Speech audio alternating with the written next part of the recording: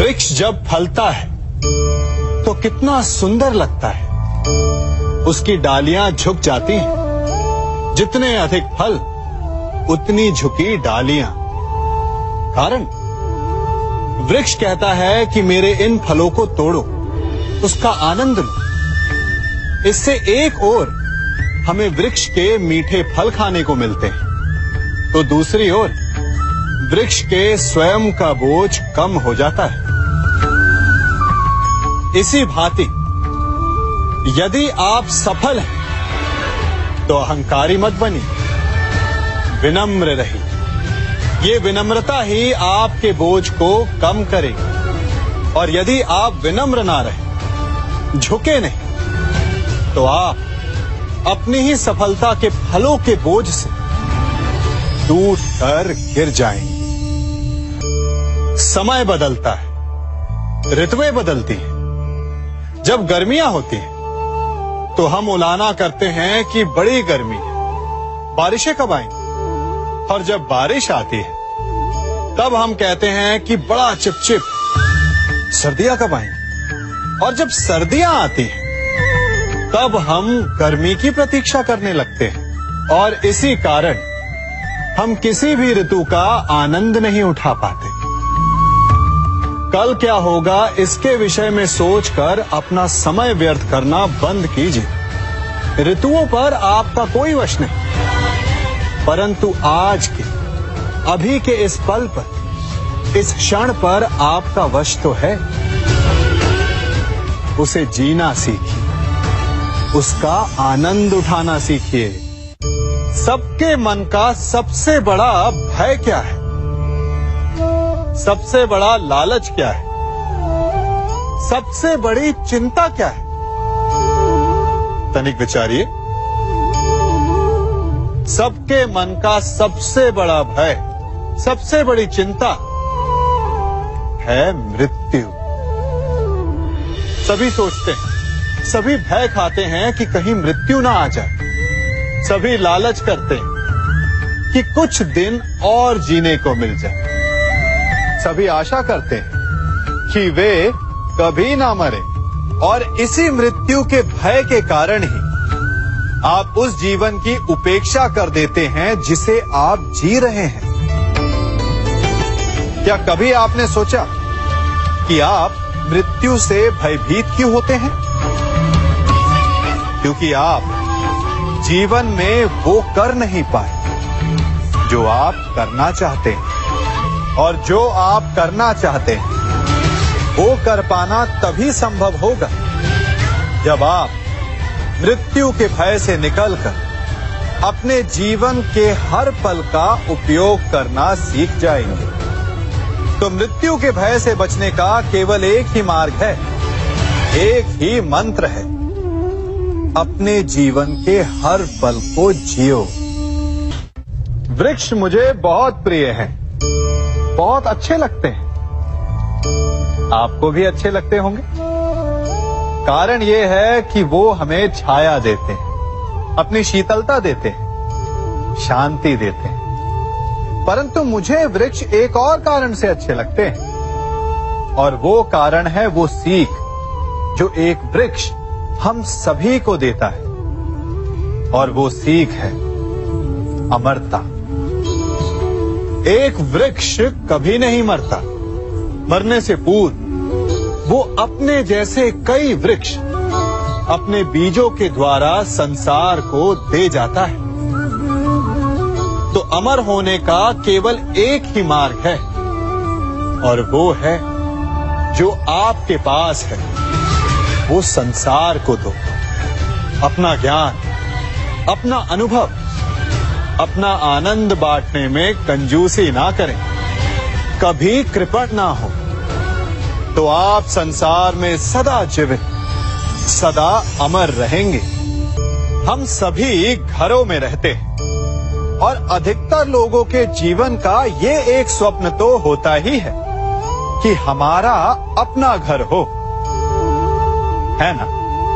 और बड़ी अद्भुत बात तो ये है कि कुछ समय के पश्चात हम उस घर को विस्तृत करना चाहते हैं, उसका आकार बदलना चाहते हैं, उसकी रूपरेखा बदलना चाहते हैं, क्योंकि इसमें आनंद भी है। तनिक सोचिए, जब आपको घर का वास्तु बदलना हो, उसे और सुंदर बनाना हो, तो पुराने निर्माण को तोड़ना पड़ता है, उसे गिराना होता है, घर में तोड़फोड़ करनी पड़ती है। क्योंकि निर्माण के विज्ञान में टूटने का ज्ञान बहुत ही आवश्यक है। ठीक उसी प्रकार यदि आपके जीवन में समस्याएं, विपदाएं या बाधाएं आपको थोड़ा तोड़ें, तो इसे संकेत समझिए कि आपके भीतर कुछ नया बनने वाला है, कुछ नए का निर्माण होने वाला है। और स्वागत करें इस नए निर्माण का, अपने जीवन के इस नए युग का। कभी वन में सिंह को अखेट करते देखा है? हमें लगता है कि सिंह तेजस्वी है, बलशाली है, तीव्र है, इसलिए वो अखेट कर पाता है। परंतु इस अखेट के दूसरे पक्ष को भी देखने का प्रयास कीजिए।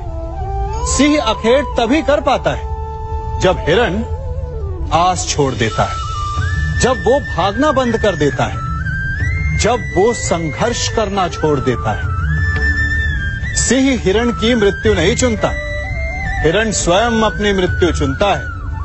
ठीक उसी प्रकार असफलता हमें नहीं चुनती, हम असफलता को चुनते हैं। ये हम ही हैं जो आशा को छोड़कर संघर्ष करना छोड़ देते हैं और भाग्य का अखेट बन जाते हैं।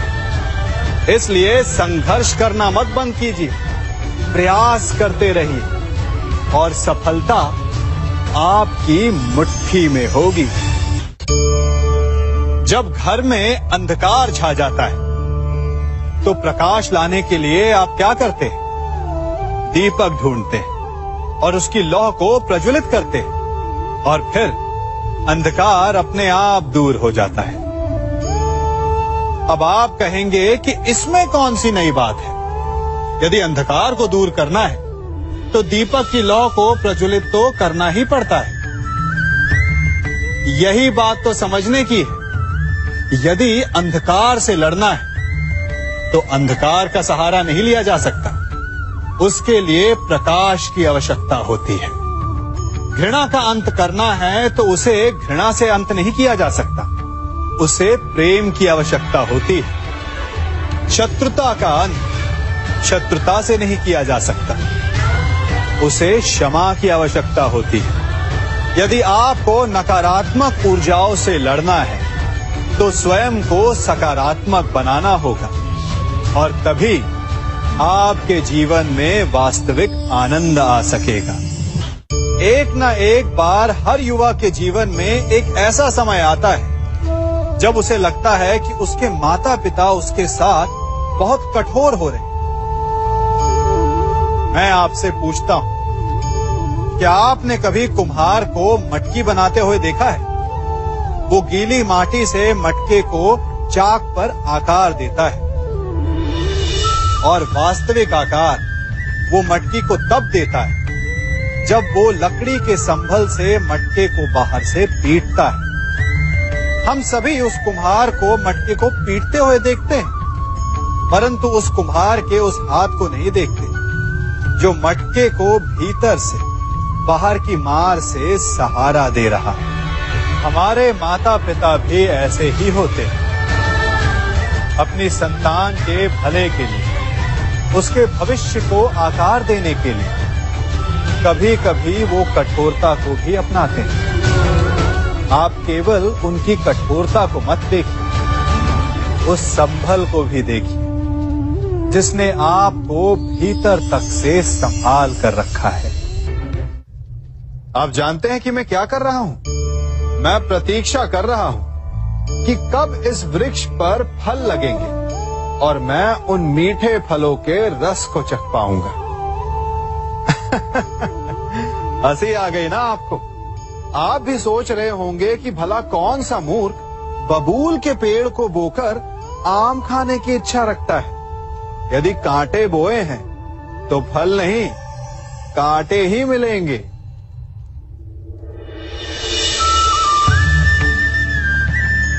देखा, रक्त बह गया। ठीक ऐसा ही हमारे कर्मों के साथ होता है।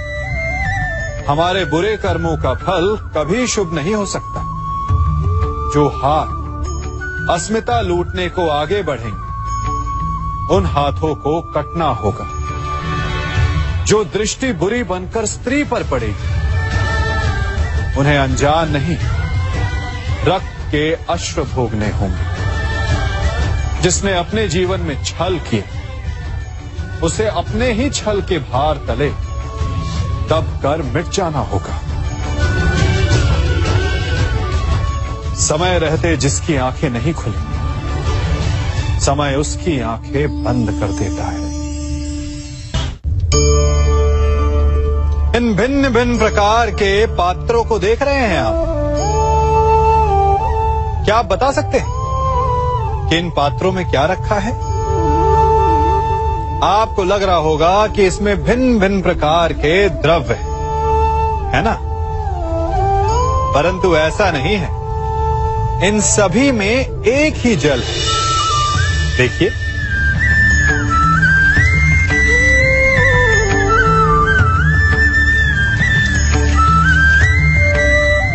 परंतु ये भिन्न भिन्न लगते हैं, क्योंकि जिसमें ये जल रखा है उसके रंग को परिभाषित करता है। अब यूं समझिए कि इस पात्र में रखा जल हम हैं, और ये पात्र वो संगति है जिसमें हम रहते हैं। हमारी संगति के गुण धर्म हमें, हमारे व्यक्तित्व को, हमारे संप्रेषण को बहुत प्रभावित करते हैं। इसलिए अपनी संगति पर जिनके साथ रह रहे हैं उन्हें चुनने में सावधानी बरतें, क्योंकि जल को अपना पात्र चुनने का अधिकार नहीं है, किंतु हमें अपनी संगति चुनने का अधिकार अवश्य है। हम सभी के जीवन के लिए मित्रता बड़ी महत्वपूर्ण है। हम सभी अपने जीवन में अपने अपने मित्र चुनते हैं। मित्र वो होता है जिसके साथ रहने में, जिसके साथ समय बिताने में आनंद मिले। किंतु क्या मित्रता का अर्थ केवल इतना ही है? मित्रता होनी चाहिए जल और दूध की भांति।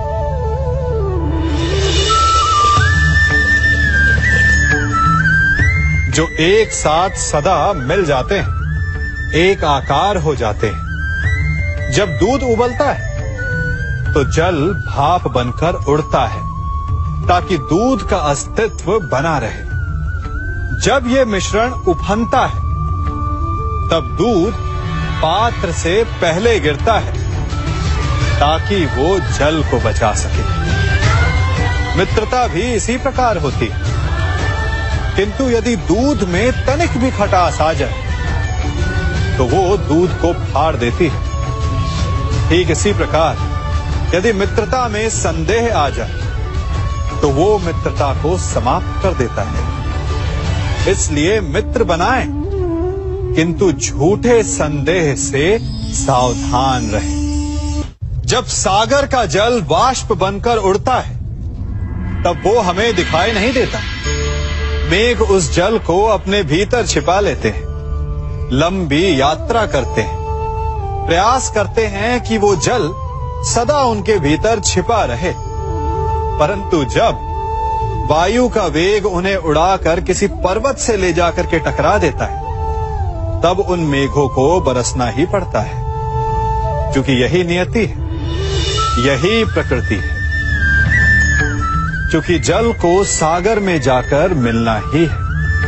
ठीक ऐसा ही हमारे साथ भी होता है। हम सत्य अपने मन के मेघों में चाहे जितना छिपाने का प्रयास कर लें, परंतु समय की आंधी उसे वास्तविकता के पर्वत से ले जाकर के टकराकर हमारे समक्ष ले ही आती है। जिस भय के कारण आप सत्य को सामने नहीं लेकर आना चाहते, एक दिन वही भय हमारे समक्ष आकर खड़ा हो जाता है और फिर हम लाचार हो जाते हैं, क्योंकि हमने उस भय का सामना करने की तैयारी नहीं की होती। इसलिए सत्य से भागे नहीं, उसे छिपाए भी नहीं, उसे स्वीकार करें। भविष्य की बड़ी विपत्ति से बच जाएंगे। वृक्ष से टूटकर गिरे पत्ते को तो आप सभी ने देखा होगा। वो कुछ ही देर में मुरझा जाता है, पीला पड़ जाता है, सूख जाता है। वायु का वेग उसे उड़ाकर कहीं और ले जाता है, पैरों तले पिसता है, वर्षा के जल में गलता है। तो क्या यही अंत है? नहीं, इसके पश्चात क्या होता है वो विचारणीय है। एक पत्ता गलकर, सूखकर, पिसकर उसके अवशेष धरती में रिसते हैं और खाद बनते हैं, और उसके पश्चात वो खाद पेड़ की जड़ों में जाकर मिल जाता है और नव जीवन देता है एक और नए पत्ते को। अर्थात कहीं भी, कभी भी, कुछ भी ना अयोग्य होता है, ना बेकार होता है। इसलिए कुछ नष्ट हो जाने की चिंता करे बिना उसे आप समाज के हित में लगा दीजिए। विश्वास कीजिए, वो वस्तु, वो प्रयास कभी नष्ट नहीं होगा। कंकड़ों से बचने के लिए हम पदवेश पहनते हैं, भिन्न प्रकार के जूते पहनते हैं, और अच्छे जूते पहनकर कांटों के मार्ग पर चलना सरल हो जाता है। परंतु जब ये कंकड़, जब ये कांटे हमारे जूतों में होते हैं तो सरल मार्ग पर चलना भी कठिन हो जाता है। ठीक इसी प्रकार ये कंकड़, ये कांटे हमारे मन में होते हैं। ये कंकड़, ये कांटे होते हैं हमारा अतीत, जिसके भय के कारण हम उसे वर्तमान में स्वीकारना नहीं चाहते। कदाचित इसीलिए हमारे अतीत को भूत कहा गया है, क्योंकि एक भूत की भांति हमारा अतीत हमारा पीछा नहीं छोड़ता। इसलिए अपने अतीत के भयावह घटनाओं से भागे नहीं, उसे स्वीकारें। विश्वास कीजिए, आपका जीवन सरल हो जाएगा। कभी किसी पक्षी को घोंसले की नींव बनाते देखा है? अथक परिश्रम करके तिनका तिनका बिटोर कर वो पक्षी अपना घोंसला बनाता है, अपनी संतान के लिए एक सुरक्षित घर बनाता है। और फिर कहीं से तीव्र आंधी आती है, भारी वर्षा होती है, और उसका घोंसला तिनका तिनका करके बिखर जाता है। फिर वो पक्षी क्या करता है? वो रोता नहीं, ना ही विलाप करता है। वो बिना विलंब करे फिर से अपना घोंसला बनाना प्रारंभ कर देता है और सफलता पाता है। फिर हम क्यों छोटी छोटी असफलता से भयभीत होकर परिश्रम करना छोड़ देते हैं? एक बात सदा स्मरण रखिएगा, हर वृक्ष कुल्हाड़ी की एक मार से नीचे नहीं गिरता, हर चट्टान घन के एक प्रहार से नहीं टूटती। सफलता पाने के लिए अनावरत परिश्रम करना ही मात्र एक मार्ग है। स्वीकारण, सत्य का स्वीकारण मनुष्य के लिए बहुत ही महत्वपूर्ण है। जब तक मनुष्य सत्य को स्वीकार नहीं करता, उसे असत्य से लड़ने की शक्ति प्राप्त नहीं होती। जब आप भोजन करते हैं तो क्या होता है? आपका पेट स्वीकारता है कि वो भर चुका है और आप भोजन करना बंद कर देते हैं। जब आपको निद्रा आती है तो क्या होता है? आपका मन स्वीकारता है कि आपका शरीर थक चुका है और उसे विश्राम की आवश्यकता है। उसी प्रकार जब आपको किसी व्यसन को रोकना हो तो आपको स्वीकारना पड़ता है कि बहुत हो चुका, चाहे वो लालच हो या मदिरापान। उस व्यसन का त्यागना तभी प्रारंभ होता है जब आप ये स्वीकार कर लेते हैं कि आप उस व्यसन के बंधक हैं। आप इन दो पात्रों को देख रहे हैं? मेरे इस पात्र में जल है और ये पात्र मिष्ठान से भरा हुआ है। दोनों ही पात्र भरे, परंतु देखिए, मिश्री को जल में मिला दिया, जल ने मिश्री को अपना लिया। मिश्री ने अपना अस्तित्व खो दिया, परंतु जल को अभिमान है कि उसका अस्तित्व अभी भी बना हुआ है। परंतु जो इस जल को चखेगा उसे अवश्य पता चल जाएगा कि ये जल अब वो जल नहीं रहा, ये अब शरबत बन गया। हमारा त्याग, हमारे बलिदान भी ऐसे ही होते हैं। जो इस बात को अनुभव करते हैं वो समझ सकते हैं कि कैसे हमने समय की धारा को बदल दिया। जो बलिदान देते हैं उनका अस्तित्व कभी नष्ट नहीं होता, अपितु उनका बलिदान संसार में कुछ ना कुछ परिवर्तन अवश्य लाता है। हम सभी कभी ना कभी, कहीं ना कहीं अपने जीवन में यात्रा अवश्य करते हैं। हमारी यात्रा में कभी पक्के रास्ते आते हैं तो कभी कच्चे रास्ते। पक्के रास्ते मनुष्य बनाता है और कच्चे रास्ते जानते हैं कैसे बनते हैं? चलते चलते बन जाते हैं। जब लोग एक स्थान से जाते हैं तो पैरों के दबाव से नीचे की घास कुचल जाती है। बार बार उस मार्ग से जाने से धीरे धीरे मार्ग स्वतः ही बन जाता है। और यही जीवन है, यही नियति है। जब आपके जीवन में आपको मार्ग ना मिले तो रुकिए नहीं, आगे बढ़ते रहिए और आपके पैरों के दबाव से मार्ग स्वतः ही बन जाएगा। हम सभी अपने जीवन में सफलता चाहते हैं, है ना? उसके लिए हम रात दिन परिश्रम करते हैं, कड़ी मेहनत करते हैं, परंतु फिर भी असफल हो जाते हैं। परंतु ऐसा क्यों होता है? कभी सोचा आप सबने? क्योंकि सफलता पाने का मंत्र बड़ा कठिन नहीं, बड़ा सरल है। उचित विचार, उचित समय, उचित स्थान पर उचित प्रहार।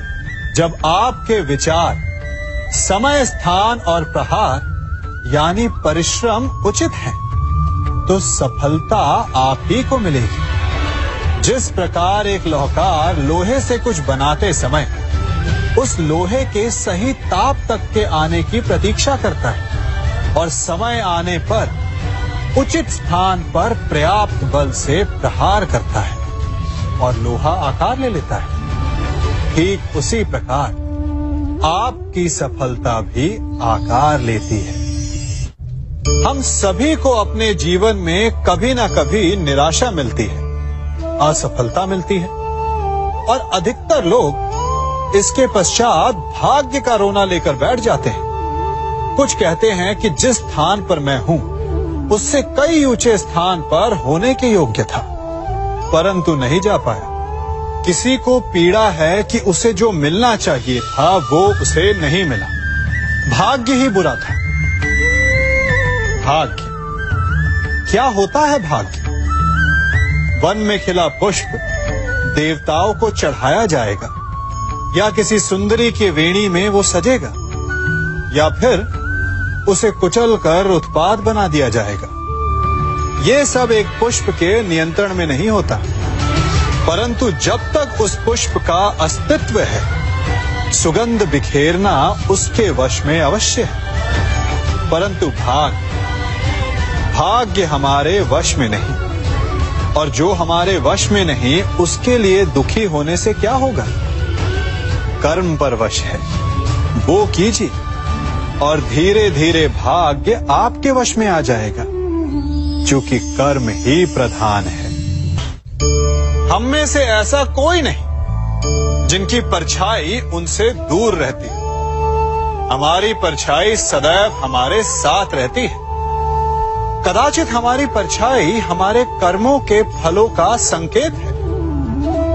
कदाचित इसी कारण कई बार हमें अपनी परछाई से भय भी लगता है, परंतु इस भय से निवारण पाने का एक साधन अवश्य है। वो है सूर्य की ओर मुख करना या किसी प्रकाश के स्रोत की ओर मुख करना, क्योंकि तब हमें हमारी परछाई दिखाई नहीं देती। यदि इसे जीवन के संदर्भ में देखें तो ये प्रकाश का स्रोत शुभ कर्मों की चेतना है। यदि आपके मन में शुभ कर्म करने की इच्छा है तो आपको कभी भी अपने कर्मों के फल का भय नहीं होगा, क्योंकि यदि आपका मन शुद्ध होगा तो आपके कर्म शुद्ध होंगे और शुद्ध कर्मों का फल कभी अशुद्ध नहीं हो सकता। आज मैं आप सबको एक कथा सुनाता हूं। एक दिन प्रातः एक व्यापारी अपने घर से निकला। घर से निकलते ही एक बिल्ली ने उस व्यापारी का मार्ग काट दिया। व्यापारी घबरा गया। वो फिर से घर लौट गया और शुभ घड़ी की प्रतीक्षा करने लगा। और जब वो पुनः अपने घर से निकला तब वो वाहन जा चुका था जिससे राजा तक पहुंचकर उसे भेंट देनी थी। राजा को भेंट नहीं मिली। राजा क्रोधित हो गए। राजा ने उस व्यापारी का व्यापार बंद करवा दिया। इस कारण व्यापारी क्रोधित होकर घर पर अपनी पत्नी से लड़ बैठा।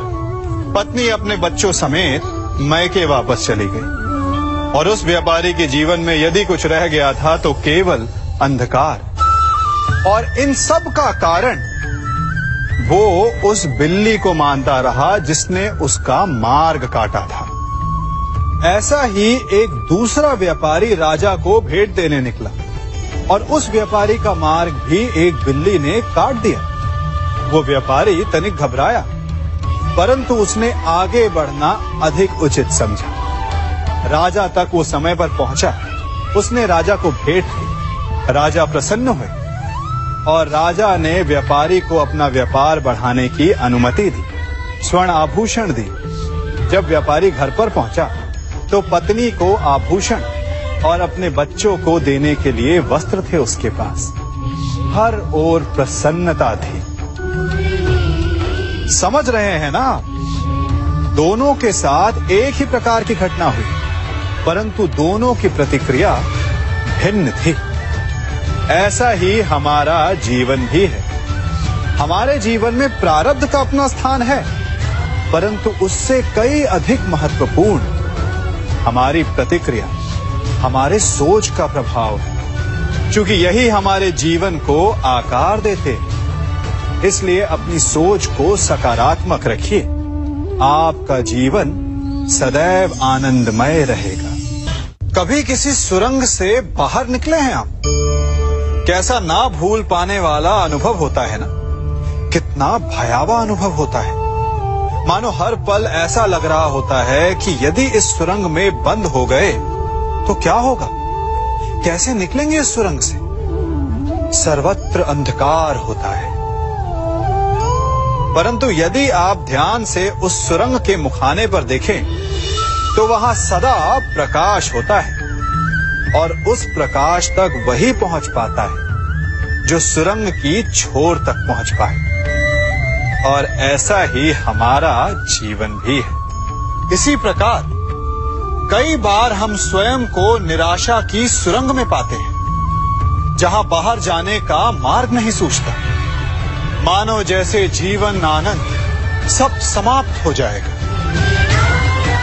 परंतु ऐसी परिस्थिति में ठीक उस सुरंग की भांति इस निराशा को समाप्त करने वाला आशा का प्रकाश उसे ही मिलता है जो निरंतर आगे बढ़ता रहे। यदि आपके जीवन में कभी भी निराशा आए, कोई भी समस्या आए, तो उसका समाधान है निरंतर प्रयत्न करते रहना। प्रयत्न करते रहिए, आपको सफलता अवश्य मिलेगी। कभी आप ब्रह्म मुहूर्त में जगे? जगकर देखिए, संध्या होने के पश्चात जब रात्रि का अंधकार सारे संसार को धीरे धीरे अपने अंधकार में निगलने लगता है, तो यही अंधकार ब्रह्म मुहूर्त में भोर होने से ठीक पूर्व तनिक अधिक काला हो जाता है। कुछ समझे? हमारा जीवन भी कुछ ऐसा ही होता है। जब हमारे जीवन की समस्याएं अपने अंत पर होती है, तो यही समस्याएं एक भीषण रूप लेकर हमारे समक्ष प्रस्तुत हो जाती है। और ऐसे परिस्थिति में अधिकतर लोग हार मान जाते हैं, भय खा जाते हैं। परंतु यदि आप हार न माने, भय ना खाएं, दृढ़ रहें, निरंतर आगे बढ़ते रहें, तो प्रकाश के रूप में हमारा स्वागत करने के लिए सूर्य उदय सदा हमारे समक्ष प्रस्तुत रहेगा। आपने बरगद के वृक्ष को देखा है, जितना विशाल उतना दृढ़। पतझड़ में वो सूख जाते हैं, परंतु दुर्बल नहीं होते, टूटकर गिरते नहीं। और उसके विपरीत दलदल में उपजे वृक्षों को देखिए, वो दिखने में तो बड़े होते हैं, पतझड़ आए या शीत सदा हरे भरे होते हैं, परंतु इतने दुर्बल होते हैं कि जलधारा के हल्के से वेग से वो गिर जाते हैं। परंतु ऐसा क्यों होता है? कारण है जड़ें। जिसकी जड़ें दृढ़ भूमि में है, वो हर चक्रवात, हर ऋतुओं को सह लेता है, और जिसकी जड़ें दलदल में है, वो स्वयं की जड़ों को दुर्बल बना लेता है। कुछ ऐसा ही मनुष्य भी होता है, जो अधर्म, कुकर्म और असत्य की धरा पर उपजा है। वो समय की एक मार भी नहीं सह पाता, और जो मनुष्य सत्य, धर्म की धरा पर उपजा है, वो हर समस्या से अविचलित हो जाता है। अब आप पर निर्भर करता है कि आप क्या बनना चाहते हैं। हमारे जीवन में मित्र और शत्रु बड़ा महत्व रखते हैं। यदि गंभीरता से सोचा जाए तो ऐसा कोई क्षण नहीं जब हम अपने मित्रों के बारे में ना सोचते हो या फिर अपने शत्रुओं के बारे में। हमारा हर कार्य या तो हमारे मित्रों के हित के लिए होता है या फिर हमारे शत्रुओं के अहित के लिए। हम हर स्थान या तो अपने मित्रों के साथ होते हैं या फिर अपने शत्रुओं के साथ। कोई नहीं चाहता कि उनका शत्रु प्रसन्न रहे। हर कोई अपने शत्रु को नष्ट कर देना चाहता है, और ऐसा करने के लिए वो हर संभव प्रयास करता है। उसे आर्थिक, मानसिक और शारीरिक हानि पहुंचाने का प्रयास करता है।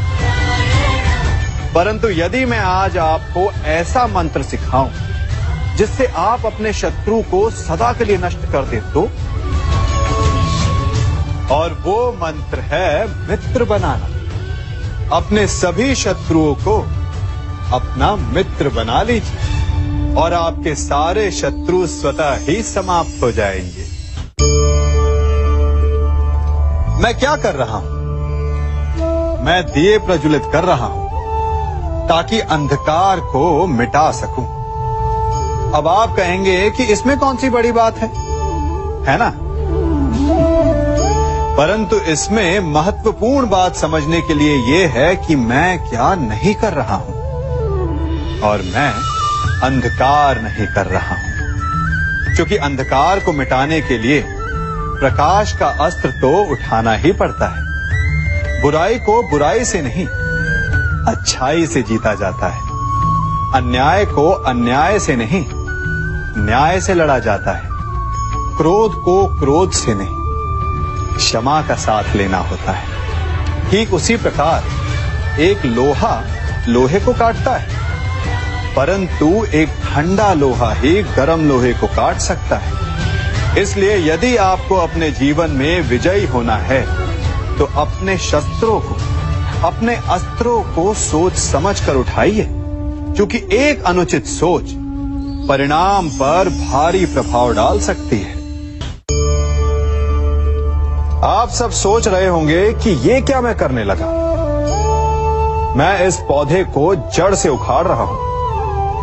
आश्चर्य हो रहा है ना कि एक पौधे को उखाड़ना या काटना ना केवल एक अपराध है अपितु पाप भी है। तो फिर मुझे ऐसा करने की क्या आवश्यकता पड़ गई? क्योंकि कई बार विनाश ही सृजन तक पहुंचाता है। यदि नया भवन बनाना हो तो पुराने भवन को गिराना पड़ता है। व्यवस्था को परिवर्तित करने के लिए क्रांति लानी पड़ती है। और उसी प्रकार यदि किसी वृक्ष या किसी पौधे की जड़ों में घुन लग जाए या उसका मूल सड़ जाए तो उसे जड़ से उखाड़ देना ही श्रेयस्कर होता है, ताकि उस स्थल पर नए पौधे उपज सके। युद्ध करना पर्याय नहीं, परंतु कभी कभी शांति के लिए युद्ध करना आवश्यक हो जाता है। संसार में सबसे श्रेष्ठ क्या है? फूल या कांटे, प्रेम या घृणा, संपन्नता या दरिद्रता, मित्र या शत्रु? बताइए। अब आप भी कहेंगे कि भला ये कोई पूछने की बात हुई? अवश्य, फूल, प्रेम, संपन्नता और मित्र ही श्रेष्ठ है।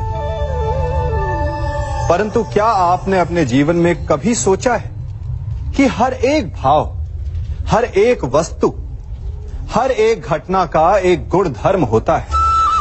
त्वचा पर जलन करने वाले फूलों से अधिक श्रेष्ठ वो कांटे हैं जिनसे आप अपने घर की बाढ़ बनाते हैं ताकि वन्य पशु आपके भीतर ना आ सके। वो प्रेम श्रेष्ठ नहीं जो आपको अंधा, लोभी, पक्षपाती बनाता। वो घृणा श्रेष्ठ है जो आपको नया मार्ग दिखाते। वो संपन्नता श्रेष्ठ नहीं जो आपको कृपण बनाते, मद्दांध बनाते। वो दरिद्रता श्रेष्ठ है जो आपको जीवन में परिश्रम करने की शिक्षा दे। कुविचार देने वाले, बुरा मार्ग दिखाने वाले मित्रों से अधिक श्रेष्ठ वो शत्रु होते हैं जो हमें जीवन का लक्ष्य देते। इसलिए अपने जीवन में हर वस्तु, हर भाव, हर घटना के गुण धर्म को पहचानिए और उसके पश्चात अपना चयन कीजिए। स्वर्ण। हम सभी को अपने जीवन में स्वर्ण से कभी ना कभी कुछ ना कुछ थोड़ा या अधिक मोह होता ही है ना? परंतु क्या आपने कभी सोचा कि स्वर्ण को प्राप्त कैसे किया जाता है? जब भूमिगत खदानों से स्वर्ण को निकाला जाता है तब वो एक पाषाण की भांति होता है। ऐसा पाषाण जिससे आप किसी को भी मार सकते हैं, परंतु उसे आभूषण के रूप में स्वयं के शरीर पर धारण नहीं कर सकते। यदि उसे आभूषण बनाना है तो उसे लंबी यात्राएं करनी होती है। उस पाषाण को पिघलना होता है। सुनार के हथौड़ी की अनेकों चोटें खानी पड़ती है, फिर काट छाट और उसके पश्चात जाकर वो ऐसा आभूषण बनता है जो हमें वर्षों तक, सदियों तक लुभाता रहता है। इसलिए यदि आपको समय पर विजय पानी है तो स्वयं के निर्माण पर समय देना होगा।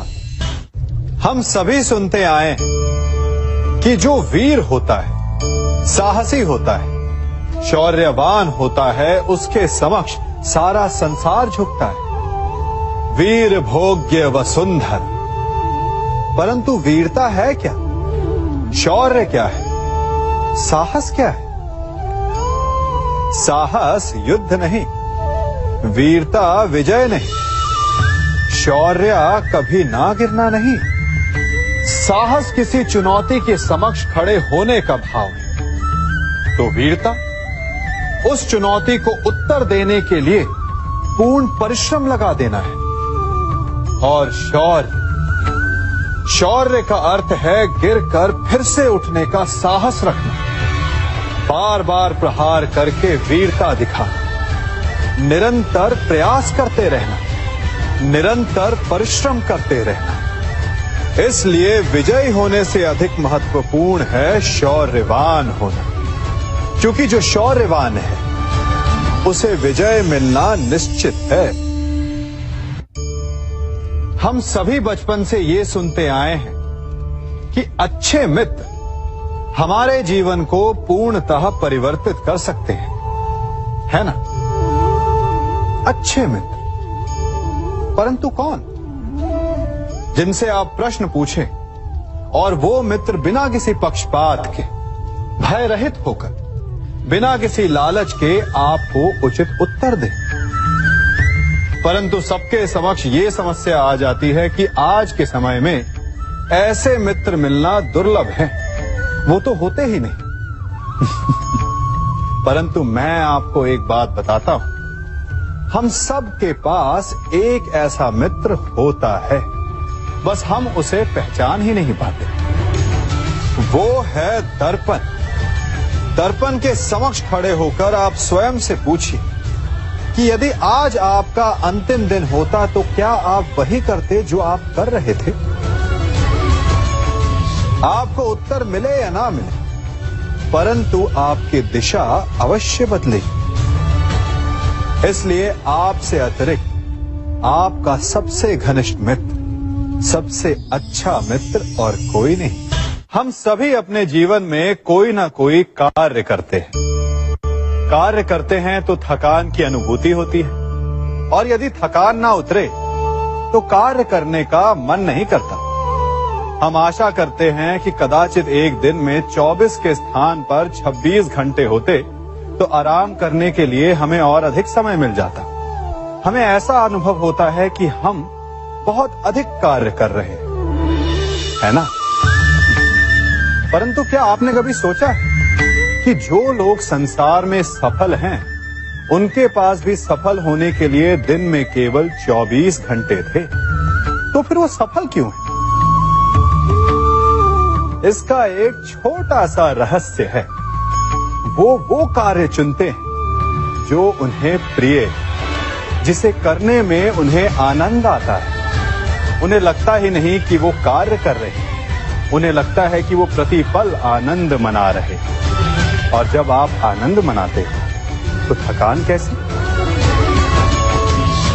इसलिए यदि आप जीवन में कोई भी कार्य करें तो वो आपके मन को भाना चाहिए, या जो कार्य आप कर रहे हैं उसे अपने मन को भा देने दो।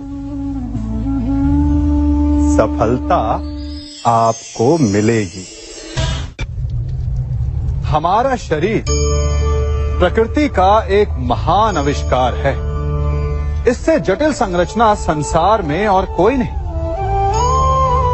हमारा शरीर जितना जटिल है, यदि इसे ठीक से जाना जाए तो इससे अधिक सरल ज्ञान देने वाला और कोई नहीं।